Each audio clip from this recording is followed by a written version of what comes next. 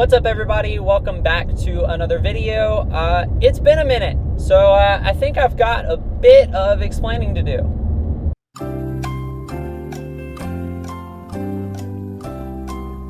What was my intro?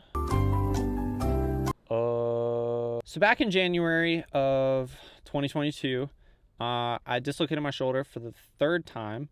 For those of you who don't know the story, I'll give you a quick little overview. I've been a whitewater kayaker since I was about 8 years old. That puts me kayaking for 16 years now.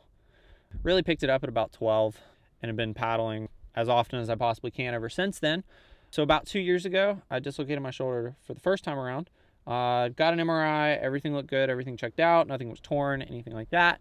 Little tiny compression fracture in the humerus of my shoulder, known as a Hill-Sachs fracture, I believe is how you pronounce it, but nothing super bad to be concerned about. So fast forward about 2 years, I had my second dislocation back in November. So again, it was about a 2-year gap or so in between those two dislocations. So I wasn't super concerned about that at that point. So we ended up treating my second dislocation like we treated my first dislocation, which if you know anything about shoulder dislocations, the first ones generally you take it pretty cautiously. And then as they progressively happen more and more, surgery becomes an option. So the second one came and went, kind of treated it like the first one. Everything felt good. I think I was back in a boat like 2 weeks after I dislocated my shoulder for the second time around. Then came the third one. So the third dislocation was back in January. So I went from 2-year gap in the first and the second dislocation to about a, 3-month gap, 2-month gap on the third one. Sat down with the doctor, ended up after getting another MRI deciding that my labrum might be torn, but my socket was definitely stretched out. That being said, surgery itself isn't scary. You show up, you get an injection, you get anesthesia, you go to sleep, you wake up, you have a new shoulder. But the process of recovery is a long one. It's hard, it's tough. Not so much physically, but as an athlete, it's a very emotional, at least it was for me, very emotional process and a mental game, so to speak, because as an athlete, your confidence is in your movement. Hand-eye coordination, being able to put yourself or something, whether you're throwing something or just movement in general, being confident and being able to move around in a space and not being awkward is a confidence that you have as an athlete.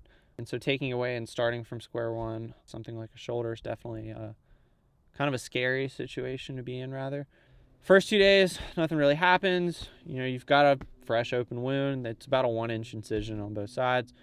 But you've got a bandage that lets that kind of air out and dry off for the first 2 days. And then on the second day, they check your incision, make sure it's not infected, this, that, and the other. Then you get waterproof bandages. Those are sweet. You get to take showers.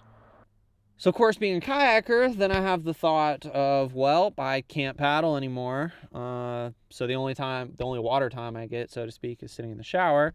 So, of course, sat there for 5 minutes in the shower crying about the fact that I didn't get any water time. That being said, that then made a 180-degree turn. And on day 2, I refused to get out of the shower until all of the hot water was gone, because that was my only water time. That being said, once you get over that hurdle, you kind of settle into, what your next 6 weeks are going to look like. You're in a sling, you go to PT 2-3 days a week is what I was called for, just to kind of keep mobility in the shoulder, not let it stiffen up too bad. And I've pretty much kind of just went numb from it for that, week 2 to week 5. I'm at week 5 now. Week 6, I get my sling off. So Thursday, I'll get my sling off, which will be sweet. I still won't be able to do anything with my arm, but at least I don't have to wear a sling.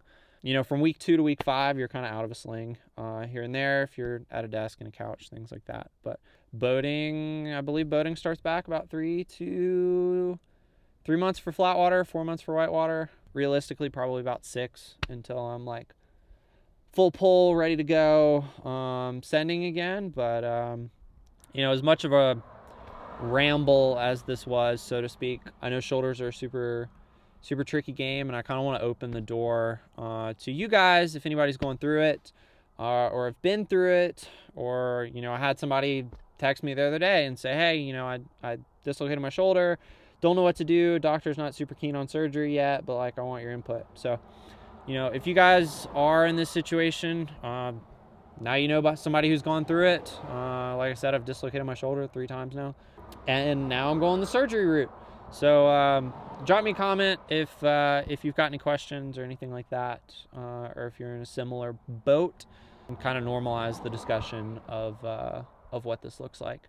Because like I said, I was kind of in the dark, other than 1 or 2 people who said they'd been through it before that I truly look up to. They honestly skewed me to do this, mostly as a confidence reason. Like I've been saying, their big thing was you don't. I'm gonna quote this one, and the guy who watches this is gonna know exactly who it is. They told me the last thing you want is to be sitting at the top of the land bridge on the Toxaway, questioning whether or not your shoulder is gonna stay in place.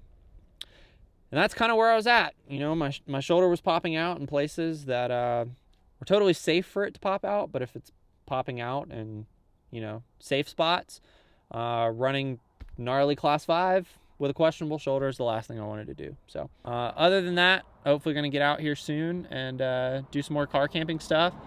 Get out and adventure with this beautiful new vehicle I picked up, and you know, keep things rolling, keep things exciting, and love every bit of it.